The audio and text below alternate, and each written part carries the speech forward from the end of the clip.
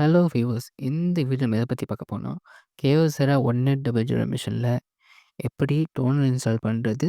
தென் adding toner error வந்தா, அத எப்படி சால்வ் பண்றதுன்னு பார்க்க போறோம்.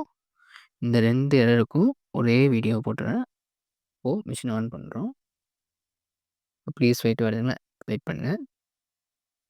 ரெடி டூ காப்பின்னு வந்த பிறகு, இப்போ 10871087 2 டைம் பிரஸ் பண்ணேன்னா, இந்த மெயின் ரிப்போர்ட்ன்னு வரும்.